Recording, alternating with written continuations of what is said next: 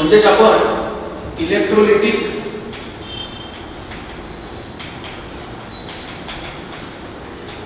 Sale आणि दुसरा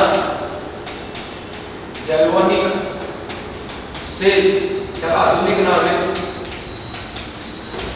voltaic sale, अशा दोन सेलचा अभ्यास केला. त्यातला जो इलेक्ट्रोलिटिक सेल होता त्याच्यामध्ये आपण बघितलं होतं की आपण इलेक्ट्रिकल सोर्स जो आहे तो वापरला होता आणि गॅल्व्हॅनिक सेलमध्ये आपण इलेक्ट्रिकल सोर्स वापरला नाही. त्याचबरोबर इलेक्ट्रोलिटिक सेलमध्ये जी प्रोसेस होत होती ती नॉन स्पॉन्टेनियस होती व गॅल्व्हॅनिक सेलमध्ये जी प्रोसेस होत होती ती स्पॉन्टेनियस होती, म्हणजे स्वतःहून ती प्रोसेस घडत होती. इलेक्ट्रोलिटिक सेलच्या केसमध्ये electrical energy is getting converted into chemical energy आणि गॅल्व्हॅनिक सेलच्या केसमध्ये आपण बघत होतो की chemical energy is getting converted into electrical energy. हे तीन मुद्दे प्रचंड महत्त्वाचे आहेत की इलेक्ट्रोलिटिक सेलमध्ये इलेक्ट्रिकल सोर्स वापरला, गॅल्व्हॅनिक सेलमध्ये आपण इलेक्ट्रिकल सोर्स वापरलेला नाहीये. त्याचबरोबर इलेक्ट्रोलिटिक सेलमध्ये ज्या रिएक्शन घडणार आहेत त्या नॉन स्पॉन्टेनियस घडणार आहेत आणि त्या रिएक्शन नॉन स्पॉन्टेनियस आहेत कारण they are taking place under the influence of electrical source और इलेक्ट्रिक करंट आणि त्या स्वतःहून घडणार नाही आहेत, म्हणून त्या प्रोसेसला आपण म्हटलंय नॉन स्पॉन्टेनियस. गॅल्व्हॅनिक सेलमध्ये जे घडणार आहे ते सगळं स्पॉन्टेनियसली घडणार आहे, स्वतःहून घडणार आहे, ऑटोमॅटिक घडणार आहे. त्याचबरोबर इलेक्ट्रोलिटिक सेल मध्ये electrical energy gets converted into chemical energy आणि गॅल्व्हॅनिक सेल मध्ये chemical energy gets converted into electrical energy. अशा पद्धतीने आपल्याला कन्वर्जन्स बघता येते. Electrical energy gets converted into chemical energy याचा अर्थ इथे आपण इलेक्ट्रिसिटी कंझ्युम करणार आहोत, वापरणार आहोत व या केसमध्ये आपण इलेक्ट्रिसिटी जनरेट करणार आहोत. म्हणजे इथे इलेक्ट्रिसिटी वापरायचं काम चालू आहे आणि इथे इलेक्ट्रिसिटी तयार करायचं काम चालू आहे. परत एकदा इथे इलेक्ट्रिसिटी वापरायचं काम चालू आहे आणि इथे इलेक्ट्रिसिटी तयार करायचं काम चालू आहे. मी पहिला मुद्दा पुसणार आहे आणि तिथे अजून एक डिफरन्सचा पॉइंट घेणार आहे. पहिला मुद्दा सगळ्यांना कळलाय की इलेक्ट्रोलिटिक सेलमध्ये इलेक्ट्रिकल सोर्स वापरलाय आणि गॅल्व्हॅनिक सेलमध्ये किंवा व्होल्टाइक सेलमध्ये आपण कुठल्याही प्रकारचा इलेक्ट्रिकल सोर्स वापरलेला नाही.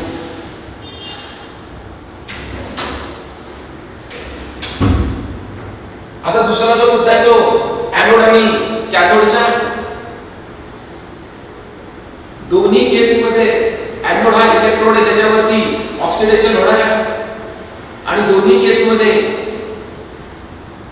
कॅथोड हा असा इलेक्ट्रोड आहे ज्याच्यावरती रिडक्शन होणार आहे.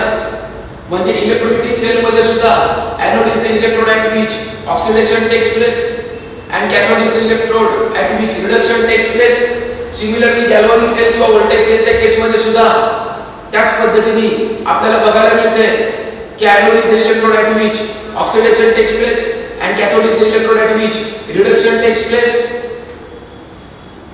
अशा दोन्ही गोष्टी आपल्याला ही सिमिलॅरिटी झाली. तुम्हाला आपल्याला डिफरन्स काय असेल? डिफरन्सचा मुद्दा अजून एक आहे, त्याच्यावर आपण चर्चा करूया.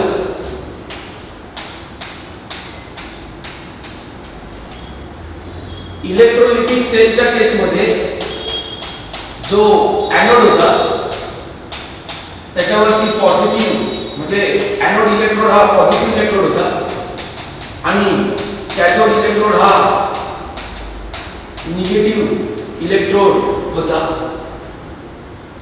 आणि गॅल्व्हॅनिक सेलच्या केसमध्ये आपल्याला असं दिसून आलं होतं की एनोड हा निगेटिव्ह इलेक्ट्रोड आहे आणि कॅथोड हा पॉझिटिव्ह इलेक्ट्रोड आहे.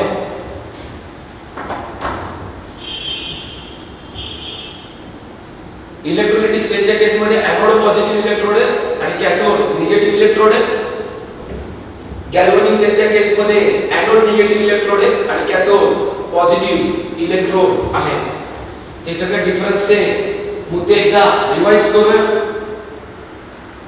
इलेक्ट्रोलिटिक सेलमध्ये आपण इलेक्ट्रिकल सोर्स वापरणार आहे. गॅल्व्हॅनिक किंवा व्होल्टेक सेलमध्ये आपण इलेक्ट्रिकल सोर्स वापरणार नाहीये. इलेक्ट्रोलिटिक सेलच्या केसमध्ये जे रिएक्शन होणार आहे त्यात नॉन स्पॉन्टेनियस आहे. रिएक्शन नॉन स्पॉन्टेनियस म्हणण्यापेक्षा त्या सेलमध्ये जे काही डिसोसिएशन होणार आहे that is under the influence of electric current, म्हणून आपण म्हणतो की इलेक्ट्रोलिटिक सेलमध्ये जे काही घडते ते नॉन स्पॉन्टेनियस आहे. इकडे स्वतःहून घडणारे रिएक्शन म्हणून गॅल्व्हॅनिक सेलमध्ये जे काही रिएक्शन घडतात ते स्पॉन्टेनियस आहे. इथे केमिकल इलेक्ट्रिकल एनर्जीचं रूपांतर केमिकल एनर्जीमध्ये होतं, याचाच अर्थ इलेक्ट्रिसिटी कंझ्युम करतोय आपण. त्याचबरोबर केमिकल एनर्जीचं रूपांतर इलेक्ट्रिकल एनर्जीमध्ये होते गॅल्व्हॅनिक सेलच्या केसमध्ये, म्हणजे इलेक्ट्रिसिटी जनरेट करतोय. त्याचबरोबर आपल्याला दिसून आलं की एनोड हा पॉझिटिव्ह इलेक्ट्रोड आहे कोणाच्या केसमध्ये, इलेक्ट्रोलिटिक सेलच्या केसमध्ये, आणि कॅथोड निगेटिव्ह इलेक्ट्रोड आहे इलेक्ट्रोलिटिक सेलच्या केसमध्ये. एक्झॅक्टली अपोजिट आपल्याला गॅल्व्हॅनिक सेलच्या केसमध्ये दिसून आलं. एनोड निगेटिव्ह आणि कॅथोड पॉझिटिव्ह आहे, पण एनोड आणि कॅथोड वरतीच्या रिएक्शन घडणार आहेत त्या बदलणार नाही, हे लक्षात घ्या. इकडे पण एनोडवर ऑक्सिडेशन होणार आणि इकडे पण एनोडवरती ऑक्सिडेशन होणार आहे. इथे पण कॅथोडवरती रिडक्शन होणार आणि इथे पण कॅथोडवरती रिडक्शन होणार आहे. पण इथला जो एनोड आहे त्या इलेक्ट्रोडवर पॉझिटिव्ह चार्ज दिले आणि कॅथोडला निगेटिव्ह इलेक्ट्रोड बोललोय, आणि इकडच्या एनोडच्या केसमध्ये निगेटिव्ह इलेक्ट्रोड बोललोय आणि कॅथोड पॉझिटिव्ह इलेक्ट्रोड बोललोय. माझ्या नेहमीच्या सर्व लेक्चर्स मध्ये मी नेहमी अजूनही तेच बोलत आलोय. या लेक्चरच्या सुरुवातीला मी बोललोय की निगेटिव्ह इलेक्ट्रोड असण्याचा आणि एनोडचा किंवा पॉझिटिव्ह इलेक्ट्रोड असण्याचा आणि एनोडचा काही एक संबंध नाहीये. फक्त गंमत एवढीच आहे की एनोड हा एनोडचं फंक्शन ठरलेलं आहे, म्हणजे एनोड आणि कॅथोड हे त्यांच्यावरच्या असणाऱ्या चार्जेसला धरून डिफाइन केलेले नाही, तर त्यांच्यावर वरतीच्या रिएक्शन घडणार आहेत त्याला धरून डिफाइन केलेले आहे. म्हणजे एनोड हा असा इलेक्ट्रोड ज्याच्यावरती ऑक्सिडेशन घडणार आहे आणि कॅथोड हा असा इलेक्ट्रोड ज्याच्यावरती रिडक्शन घडणार आहे. हे वारंवार मी सांगतोय. आपल्याला प्रत्येक सेलमध्ये त्याच पद्धतीच्या रिएक्शन बघायच्या आहेत. म्हणजे जर का मी इलेक्ट्रोलिटिक सेलमध्ये आलो तरी एनोडवरती एनोडचं फंक्शन बदलणार आहे, त्यात ऑक्सिडेशनच घडणार आहे. उद्या मी गॅल्व्हॅनिक सेलकडे गेलो तरी तेच फंक्शन एनोडवरती ऑक्सिडेशन घडणार आहे. तिकडे पण कॅथोडवर रिडक्शनच घडणार आहे, तिकडे पण कॅथोडवर रिडक्शनच घडणार आहे. पण त्याच्यावरती इलेक्ट्रोडवरती आलेले चार्जेस इलेक्ट्रोलिटिक सेलच्या केसमध्ये एनोड आणि कॅथोडवरती जे इलेक्ट्रिकल चार्जेस आले आणि गॅल्व्हॅनिक सेलमध्ये जे इलेक्ट्रिकल चार्जेस आले दे आर एक्झॅक्टली ऑपोजिट.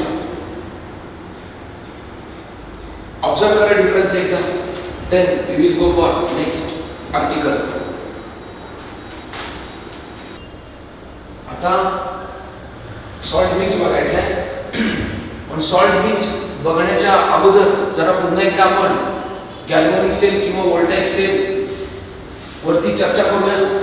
आपण बघितलं होतं गॅल्व्हॅनिक सेल किंवा व्होल्टेक सेलचं एक एक्झाम्पल मी काल कन्सिडर केलं होतं, आणि त्या एक्झाम्पल मध्ये मी कन्सिडर केलं होतं की झिंक प्लेट डीप केली zinc sulphate aqueous zinc sulphate solution मध्ये, त्याचबरोबर कॉपर प्लेट डीप केली ॲक्युअस कॉपर प्लेट सोल्युशन मध्ये, आणि त्यामुळे हा एक आपला इलेक्ट्रोड आहे आणि त्याच पद्धतीने हा सुद्धा एक आपला इलेक्ट्रोड आहे.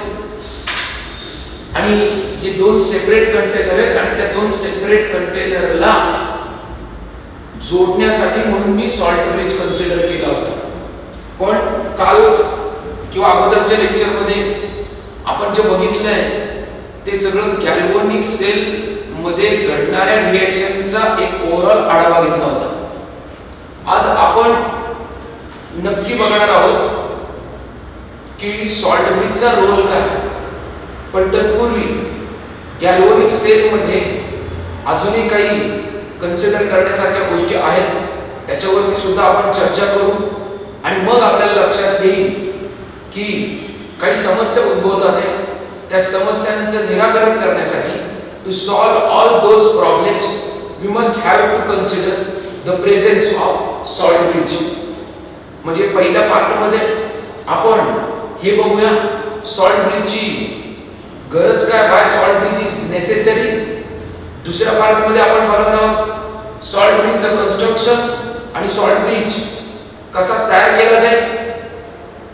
आणि तिसऱ्या पार्टमध्ये आपण हे बघणार आहोत की सॉल्ट ब्रिज गॅल्व्हॅनिक सेलच्या आणि व्होल्टेक सेलच्या ज्या काही समस्या जनरेट झाल्या, how galvanic cell is overcoming all those problems. So we'll go for first part of the lecture, and that is how galvanic cell works. Already आपण बघितलंय, तरी एकदा परत बघूया.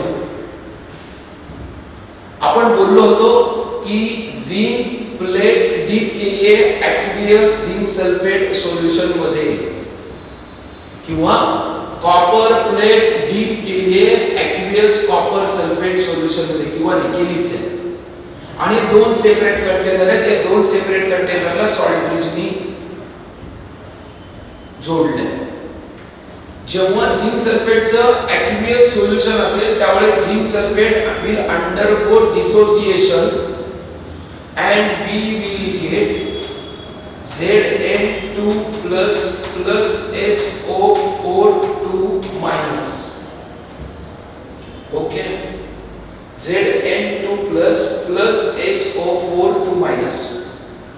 या एका झिंक, मी म्हणेल एक मोल जर का मी झिंक सल्फेट घेतलं तर मला याचे पण एक मोल मिळतील आणि याचे पण एक मोल मिळतील आफ्टर डिसोसिएशन. Zn2 प्लस आणि SO4 मायनस. पण या दोन प्लस चार्जला बॅलन्स करायला हे दोन मायनस चार्ज आहेत का नाही आहेत, त्यामुळे हे दोन प्लस आणि दोन मायनस एकमेकांना कॅन्सल केले. त्यामुळे ओव्हरऑल चार्ज इन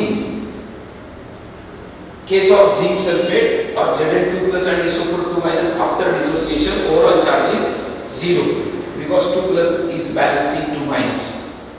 पण सगळ्यांना माहिती आहे झिंक प्लेट वरती झालं काय, झिंक इलेक्ट्रोड वरती झालं काय.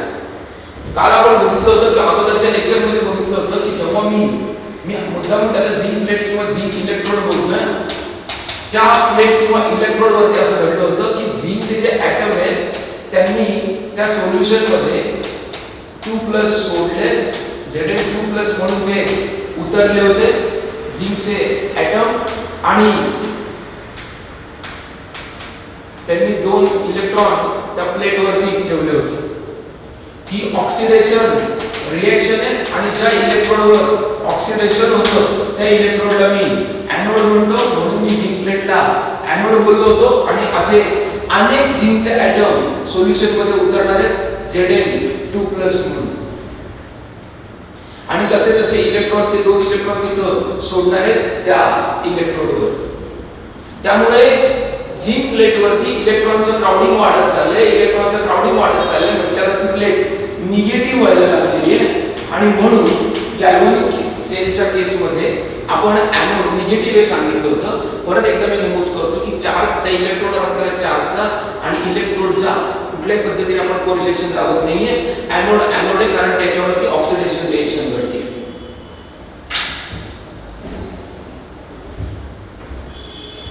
म्हणजे या केस मध्ये झालं काय ते बघा, जे सोल्युशन मधले Zn2 प्लस आहेत त्या 2 प्लस ला बॅलन्स करायला 2 मायनस आहेत का नाही आहेत. पण जे आता Zn2 प्लस या प्लेट वरनं इकडे आले, म्हणजे झिंकचे ॲटम Zn2 प्लस म्हणून उतरले आणि दोन इलेक्ट्रॉन त्यांनी इलेक्ट्रोड वरतीच ठेवलेले आहेत. आणि आता इलेक्ट्रॉन एक्सटर्नल सर्किट मधनं they are going to flow towards the other electrode, that is towards the copper plate. पण झालंय काय ते बघा, सोल्युशन मध्ये 2 ला बॅलन्स करायला 2 होते, पण आता हे जे Zn2 उतरले प्लेट वरून खाली, प्लेट वरून खाली, त्यांना सोल्युशन मध्ये बॅलन्स करायला निगेटिव्ह चार्जेस नाही, मी 2 ऍड केला, 2 इलेक्ट्रॉन मी एक्सटर्नल सर्किट मध्ये सोडले, त्यामुळे ते 2 ला बॅलन्स करायला 2 नाहीये, मी Zn2 चे ऍडिशन करतोय, पण मी प्युअर झिंक प्लेट असल्यामुळे काही SO4 2 येत नाही त्याच्याबरोबर, आता तो नाहीच SO4 2 म्हणजे फक्त आणि फक्त इथे जर का Zn2 पुढे मारत असेल प्लेटवरने इलेक्ट सोल्युशन मध्ये, प्लेटवरने सोल्युशन मध्ये, प्लेटवरने सोल्युशन मध्ये, प्लेटवरने सोल्युशन मध्ये, प्लेटवरने सोल्युशन मध्ये, तर सोल्युशन मध्ये पॉझिटिव्ह चार्जचं प्रमाण कमी होईल का वाढेल? वाढेल. म्हणजे या कंटेनर मध्ये we can say there is rise in positive charge.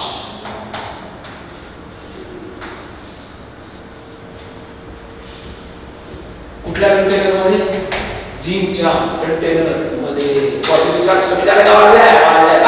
कारण प्लेटवरनं झिंक ऍटम Zn2+ म्हणून उतरले आणि 2 इलेक्ट्रॉन त्यांनी प्लेटवरतीच ठेवलेले आहेत.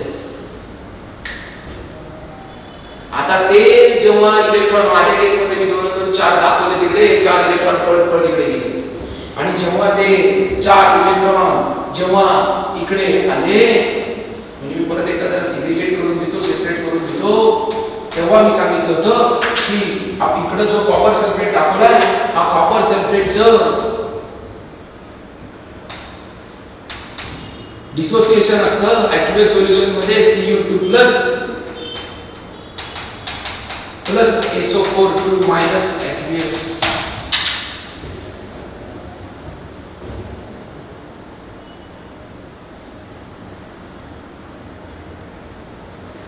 म्हणजे कंटेनर मध्ये जे कॉपर सल्फेट सोल्युशन आहे त्याच्यामध्ये Cu2+ आणि SO4 2 आहेत का नाही? आहेत. म्हणजे पुन्हा एकदा 2+ ला बॅलन्स करायला 2 आहेत का नाही? आहेत.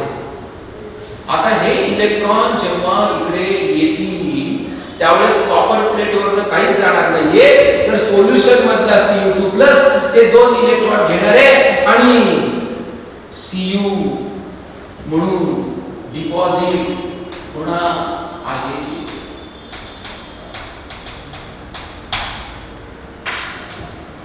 आणि त्या केस मध्ये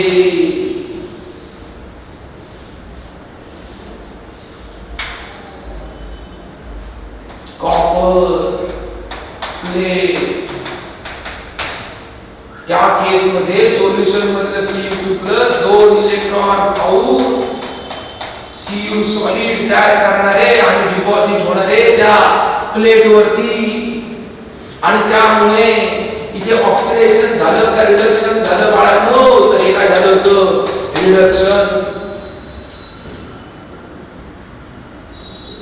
आणि ते इलेक्ट्रॉन वापरले जातात, ते इलेक्ट्रॉन वापरले गेल्यामुळे डेफिशियन्सी इलेक्ट्रॉनची जनरेट होते, त्यामुळे या कॉपर प्लेटवर आपण निगेटिव्ह चार्ज दिला होता पॉझिटिव्ह, आणि या कॉपर प्लेटवर रिडक्शन झाल्यामुळे आपण कॉपर प्लेटला काय म्हणतोय?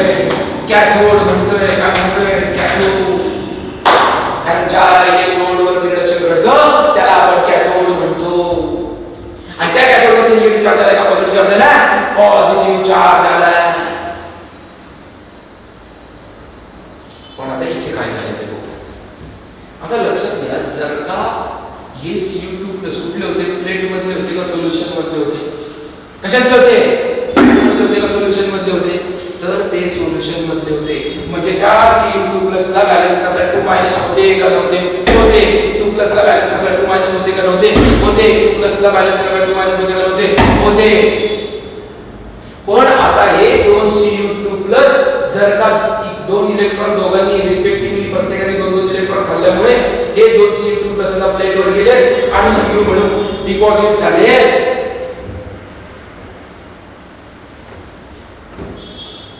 आणि जर का Cu म्हणून डिपॉझिट झालेत आता, त्याच्यामुळे हे Cu2+ जर का 2 इलेक्ट्रॉनला Cu2+ 2 इलेक्ट्रॉनला खाऊन जर का Cu झाले असतील, परत एकदा Cu2+ 2 इलेक्ट्रॉनला खाऊन जर का Cu झाले असतील, तर आता या उरलेले जे SO4 2 आहेत त्यांना बॅलन्स करायला पॉझिटिव्ह चार्ज आहे का? तर त्याचं उत्तर आहे नाही.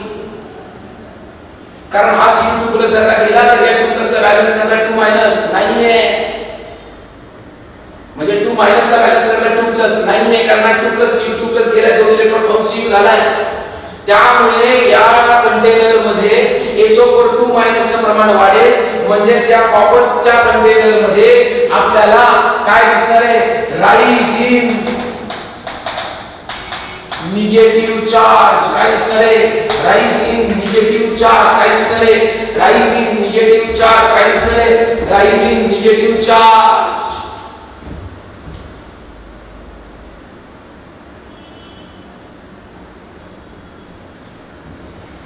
एक लक्षात घ्या, दोन गोष्टींमध्ये प्रचंड फरक आहे. इकडे काय झालंय, 2 ऍड झाल्यामुळे पॉझिटिव्ह चार्ज वाढलाय, इकडे निगेटिव्ह चार्ज वाढलाय. त्याचं कारण निगेटिव्ह चार्ज ऍड झालाय म्हणून नव्हे, तर पॉझिटिव्ह चार्ज कमी झालाय सोल्युशन मधनं. Cu2 इलेक्ट्रोडवर गेल्यामुळे त्यांना बॅलन्स करायला 2 ला बॅलन्स करायला आता 2 नाहीये, त्यामुळे निगेटिव्ह चार्ज वाढलाय. इथे काय झालं, इथे 2 ला पहिले 2 बॅलन्स करत होते, पण प्लेट मधनं Za2 सारखा सोल्युशन मध्ये येत असतील तर त्यामुळे 2 चार्ज वाढलाय. म्हणजे इथे पॉझिटिव्ह चार्जची ऍडिशन झाली आहे म्हणून पॉझिटिव्ह चार्ज वाढलाय, पण इथे निगेटिव्ह चार्जची ऍडिशन झाली असं बोललो का नाही. जेवढा इलेक्ट्रॉन ऍड झाले पण इलेक्ट्रॉन Cu2 खाल्ले, त्यामुळे Cu झालाय, रिडक्शन झालंय. पण त्यामुळे 2 ला बॅलन्स करायला जे 2 होते ते आता काय झाल्यामुळे या कंटेनर मध्ये 2 किंवा मायनस चार्जचं प्रमाण आता वाढत चाललंय. म्हणजे एका कंटेनर मध्ये पॉझिटिव्ह चार्जचं प्रमाण वाढत चाललंय, एका कंटेनर मध्ये निगेटिव्ह चार्जचं प्रमाण वाढत चाललंय.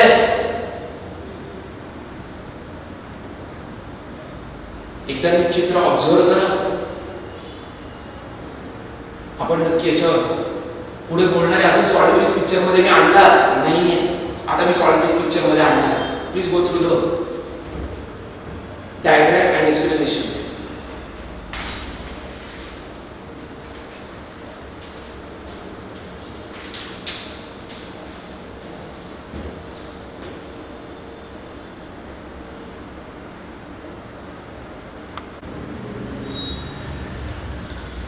आता या गोष्टीवरती विचार करू की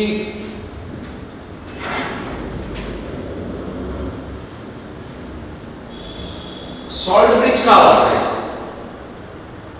तर दोन महत्त्वाच्या गोष्टी, ते दोन कंटेनर जर का मी सेपरेट ठेवले तर हे दोन सर्किट एकमेकांच्या कॉन्टॅक्ट मध्येच राहणार नाहीत. आपल्याला क्लोज्ड सर्किट पाहिजे आणि या दोन सोल्युशन मध्ये कॉन्टॅक्ट हवा आहे.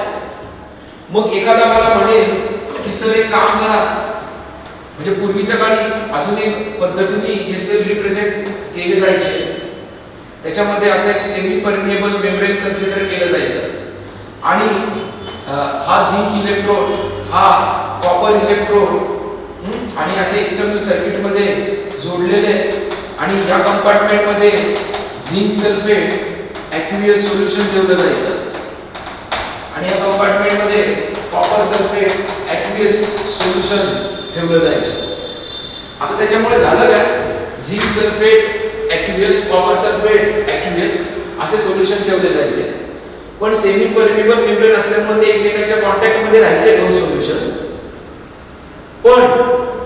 पण हे सोल्युशन मिक्स व्हायचे चान्सेस असायचे काही प्रमाणात. त्याच्यामुळे अशा पद्धतीने जर का वर्कआउट केलं तर मिक्सिंग व्हायचे काही प्रमाणात चान्सेस आहेत. मी पूर्णपणे म्हणत नाही, काही प्रमाणात चान्सेस आहेत. म्हणजे पहिली समस्या आहे की, म्हणजे पहिली गोष्ट आहे की हे दोन सोल्युशन किंवा हे जे दोन कंटेनर आहेत त्यांचे solution they should be in contact with each other, कारण त्यांनी कुठेतरी ते सर्किट क्लोज होणार आहे. ओके. दुसरी गोष्ट, ते करत असताना त्यांच्यामध्ये कॉन्टॅक्ट डेव्हलप होत असताना जर का अशा पद्धतीने केलं तर मिक्सिंग व्हायचे चान्सेस आहेत. आणि तिसरी गोष्ट याच्यावरती मी आल्याला बोललेलं की rising positive charge in one container आणि rising negative charge in another container, हे राइज झाल्यामुळे त्या डब्यामध्ये इलेक्ट्रिकल न्यूट्रॅलिटी राहिलेली नाहीये. एका डब्यामध्ये पॉझिटिव्ह चार्जचं प्रमाण वाढत चाललंय, एका डब्यामध्ये निगेटिव्ह चार्जचं प्रमाण वाढत चाललंय. मग या कंटेनर मध्ये जी इलेक्ट्रिकल न्यूट्रॅलिटी मेंटेन करायची आहे ती आपल्याला सॉल्ट ब्रिजच्या साहाय्याने मेंटेन करायची. म्हणजे या तीन समस्या आहेत आपल्याला की दोन कंटेनर मधले इलेक्ट्रोलाइट हे एकमेकांच्या कॉन्टॅक्ट मध्ये पाहिजे, पण ते कॉन्टॅक्ट मध्ये आणताना त्यांच्यामध्ये मिक्सिंग होता कामा नये. आणि तिसरी गोष्ट, त्या कंटेनर मध्ये इलेक्ट्रिकल न्यूट्रॅलिटी मेंटेन करायची. या तिन्ही समस्यांवरती एकच उपाय, दॅट इज सॉल्ट ब्रिज. आता या तिन्ही समस्यांवर सॉल्ट ब्रिज कसा खरा उतरतो, सॉल्ट ब्रिज कसं वर्कआउट करतो आणि या तीन गोष्टींवरती कसं काय तो प्रभुत्व मिळवतो, त्या गोष्टींवरती चर्चा करूया. पण तत्पूर्वी आपण आता सॉल्ट ब्रिज तयार कसा केला याच्यावर पहिले चर्चा करूया. आता सॉल्ट ब्रिज तयार करण्याची एक पद्धत आहे, सोपी पद्धत आहे. It's very simple one. एक 2 सेकंड.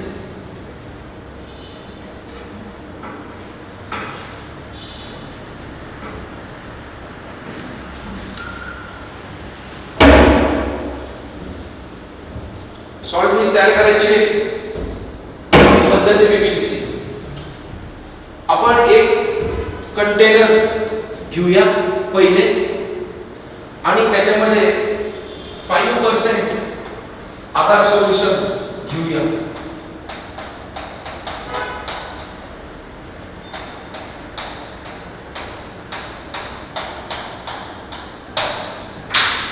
आकार हा असा सबस्टन्स आहे, जर का मी पाण्यामध्ये आकार-आकारची पावडर टाकली आणि if I heat it above 40 degree Celsius तर मला एक लिक्विड मिळेल ते.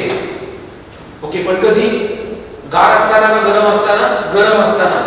above 40 डिग्री सेल्सिअस मी जर का आकार, आता 5% म्हणजे कळलं असेल तुम्हाला 100 ml ला 5 ग्रॅम मी पावडर टाकलेली आहे आकारची आणि above 40 डिग्री सेल्सिअस मी त्याला हीट केलंय. मी बॉईल म्हणलो का हीट बोललो? हीट बोललो. बॉईल वेगळं, मी उकळलं नाही. above 40 degree Celsius up to 60 degree Celsius मी त्याला हीट केलं, अप टू 60 डिग्री सेल्सिअस. तर त्यावेळेस ती लिक्विडच आहे प्रॉपर. ते सोल्युशन जे मिळते मला ते लिक्विड आहे. मग त्या सोल्युशनला मी KCl नी म्हणजे पोटॅशियम क्लोराईडनी किंवा अमोनियम नायट्रेटनी मी सॅच्युरेट केले. अँड नाहीये, हे ऑर आहे. अँड नाहीये, ऑर आहे. KCl आणि अमोनियम नायट्रेटनी मी या 5% आकार सोल्युशनला सॅच्युरेट केलं. सॅच्युरेट केलं म्हणजे कळलं असेल सगळ्यांना की त्या लेवल पर्यंत जायचं की त्यातनं थोडा सबस्टन्स आपल्याला डिसॉल्व्ह होत नाही असा दिसला पाहिजे. त्याच्या पुढे गेलो तर प्रेसिपिटेटच मिळेल. म्हणून थोडा सबस्टन्स प्रेसिपिटेट होतं असं दिसलं की थांबायचं, म्हणजे ते झालं सॅच्युरेटेड सोल्युशन. दोन्ही टाका म्हटलो का एकच कंपोनंट टाका म्हटलो, दोन्हीपैकी एक, म्हणजे अँड लिहिले का ऑर लिहिले? ऑर. ओके. आणि हे जे आहे ते इनर्ट इलेक्ट्रोलाइट आहे. कोण येते? Inert electrolyte. कोण येते? Inert electrolyte. कोण येते? Inert electrolyte. कोण येते? Inert electrolyte. कोण येते? Inert electrolyte. कोण येते? Inert electrolyte. कोण येते? Inert electrolyte. याचा अर्थ जे आपण कंटेनर मध्ये इलेक्ट्रोलाइट घेतो त्या इलेक्ट्रोलाइट बरोबर हे रिएक्ट होत नाही. ओके, कंटेनर मध्ये जे आपण सोल्युशन घेतले त्या सोल्युशन बरोबर हे लवकर रिएक्ट होणार नाही. Okay, but they can flow ना, दे कॅन फ्लो. ओके, ते इकडून तिकडे अगेन्स्ट टुवर्ड्स कॉन्सन्ट्रेशन ग्रेडियंट्स ते फ्लो होऊ शकतात. ओके, आणि चार्जची फ्लो होणार आहे म्हणून मी त्यांना इलेक्ट्रोलाइट म्हटलंय. इलेक्ट्रोलाइटच्या केसमध्ये सगळ्यांना माहिती आहे चार्जची मूवमेंट दिसते, म्हणून हे इनर्ट इलेक्ट्रोलाइट आहेत. कारण ते कुठल्याही पद्धतीने आपण जे कंटेनर मध्ये कंपोनंट घेतले त्यांच्याबरोबर कुठल्याही पद्धतीने रिएक्ट होणार नाहीये, म्हणून त्यांना म्हटलं इनर्ट इलेक्ट्रोलाइट. दोन्ही घ्यायचे का? दोघांपैकी एकच घ्यायचा.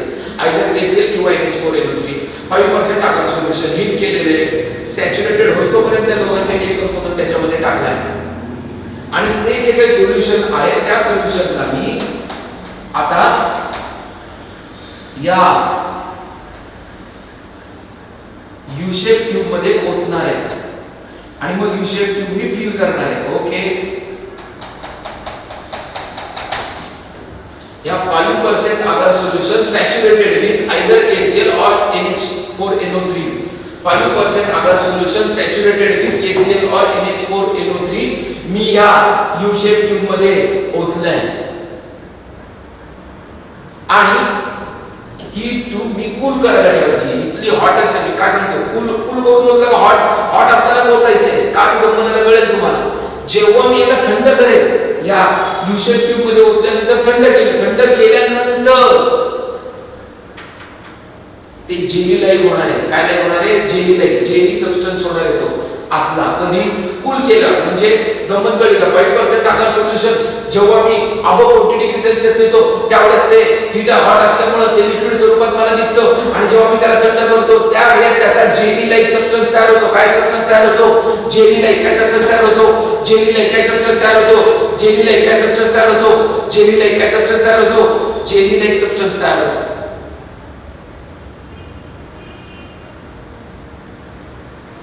कूल केलं म्हणजे ते यू शेप्ड ट्यूब मध्ये मी जेली लाईक सबस्टन्स पोर केल्यावर,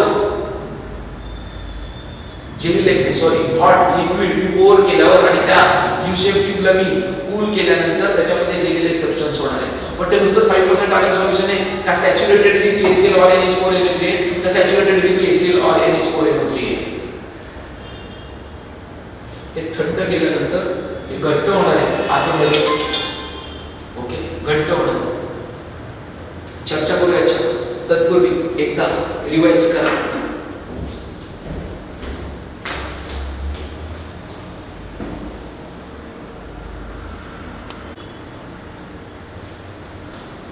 म्हणजे सॉल्ट ब्रिज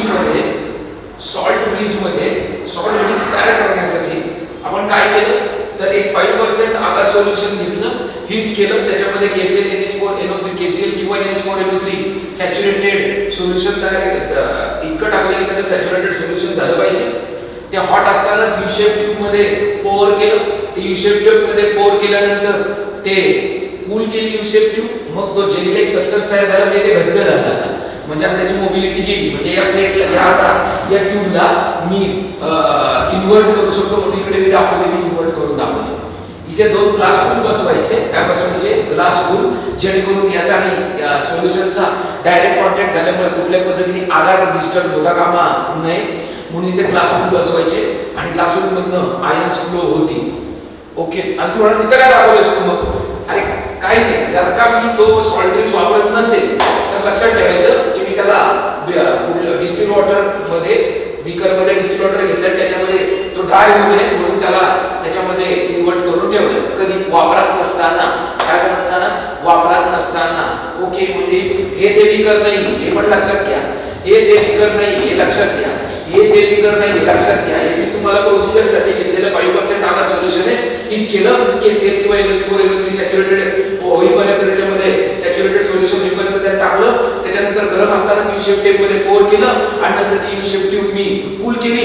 कूल केल्यानंतर जेली लाईक सबस्टन्स झाला, सॉलिडिफाय झालं, ग्लास कूल बसवले, जेणेकरून जर का मी इन्व्हर्ट करून टाकली या दोन बीकर मध्ये किंवा कंटेनर मध्ये तर त्या पातल्या सोल्युशन मुळे आकार डिस्टर्ब होता कामा नये म्हणून. आणि जेव्हा तो सॉल्ट ब्रिज वापरत नाहीये त्यावेळेस मी त्याला बीकर घेऊन डिस्टिल वॉटर घेतलं, त्याच्यामध्ये मी घेऊन दिलेलं आहे जेणेकरून तो ड्राय होऊ नये म्हणून.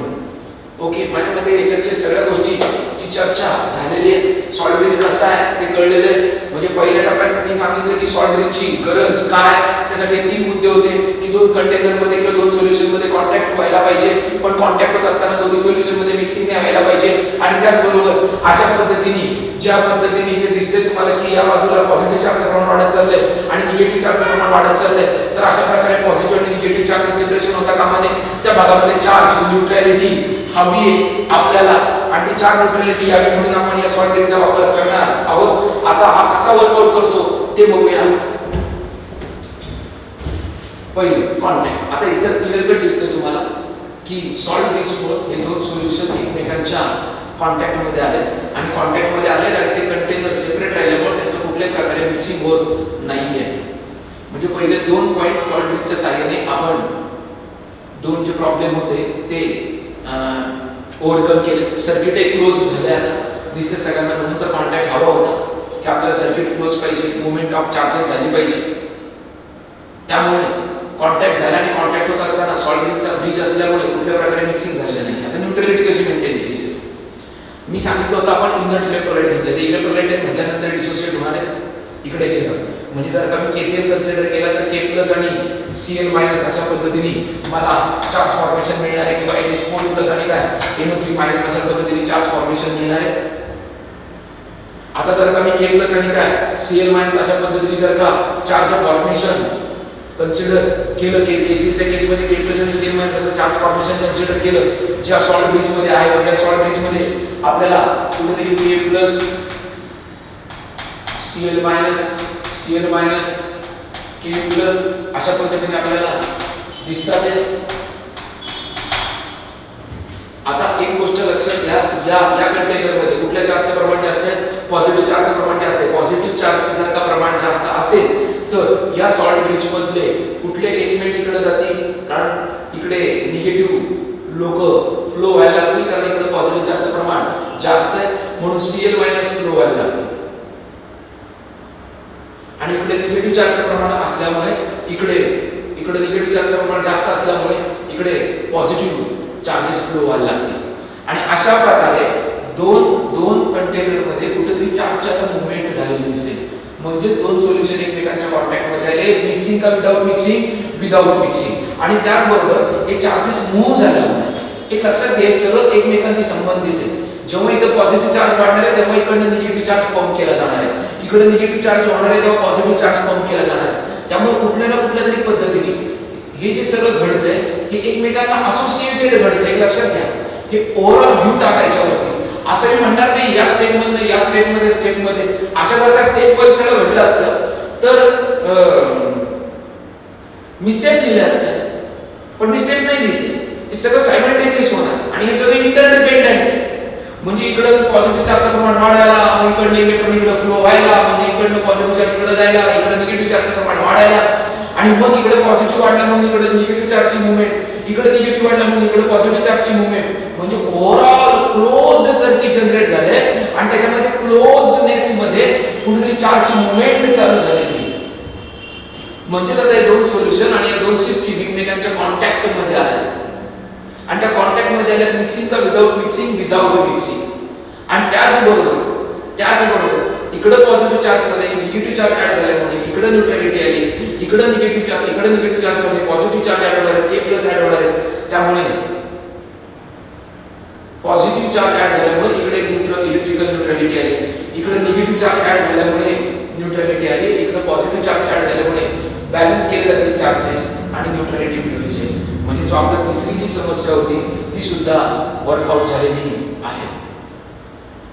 अशा पद्धतीने सॉल्ट ब्रिज कव्हर झाले. नोट्स मध्ये बघा आणि लिहा आणि पाठ करा. पेपरला सिग्निफिकन्स, आता हा सिग्निफिकन्स ऑफ सॉल्ट ब्रिज मी सांगितलं होतं. ज्या आपल्या समस्या आहेत त्या सॉल्ट ब्रिजनी जर का सॉल्व्ह केल्या तर सॉल्ट ब्रिज हा या तीन सॉल्ट ब्रिज या सॉल्ट ब्रिजचे सिग्निफिकन्स किंवा पॉझिटिव्ह व्ह्यूज असतील. That's it. We had finished with salt bridge.